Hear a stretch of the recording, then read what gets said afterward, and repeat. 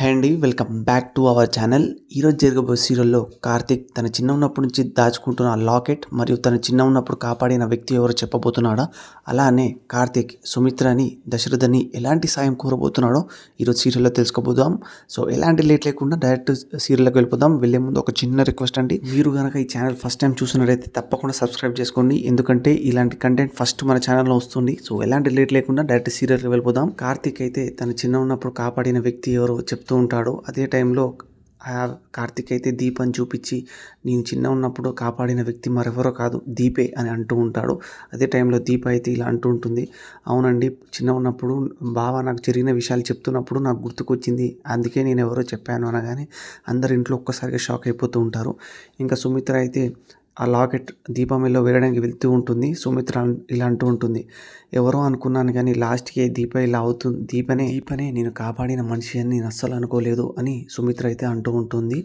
ఇంకా అదే టైంలో సుమిత్ర అయితే లాకెట్ వేసేసి ఇంకా వెళ్దాం పదండి అని అంటూ ఉంటే కార్తిక్ అయితే ఆగండి, ఇంకొక చిన్న వర్క్ ఉంది, అది అయిపోయిన తర్వాత వెళ్ళిపోదురులే అందరూ, కొంచెంసేపు ఆగండి అని అనగానే ఇంకా పారు అయితే ఏంట్రా ఇంకా దండలు కూడా వేయాలా అని అంటూ ఉంటే కార్తిక్ అయితే ఆగు పారు, చెప్తాను కదా నీకు ఎందుకంత ఆత్రం అని అనగానే షాక్ అయిపోతూ ఉంటారు.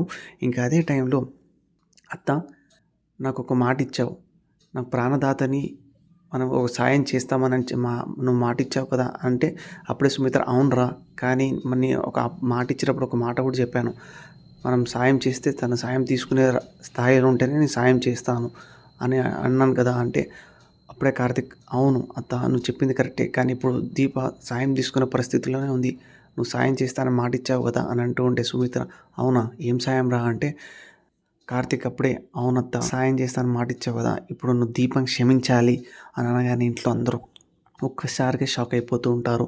ఇంకా సుమిత్ర నోటి నుంచి ఒక్క మాట కూడా రాదు. ఇంకా అప్పుడే పక్కనే ఉన్న దశరథ్ కూడా మామయ్య నువ్వు కూడా ఒక మాట ఇవ్వాలి అని అంటూ ఉంటే ఇంకా దశరథ్ అయితే కార్తిక్ని ఒకటి చూస్తుంటాడు, నువ్వు కూడా అత్తని క్షమించాలి మామయ్య, ఎందుకంటే అత్త కావాలని ఆ పని చేయలేదు, అత్త కావాలని తాలిబొట్టు తీయలేదు, తనలో ఉన్న మాతృమూర్తే, తనలో ఉన్న ఒక అమ్మే ఈ పని చేసింది, నేనైతే మా అత్త ఈ పని చేసిందని నేనైతే అనుకోవడం లేదు అని అంటూ ఉంటాడు కార్తిక్ అయితే. ఈ మాట వినగానే సుమిత్ర అయితే ఒక్కసారిగా కార్తిక్ని అలా చూస్తూ ఉండిపోతూ ఉంటుంది.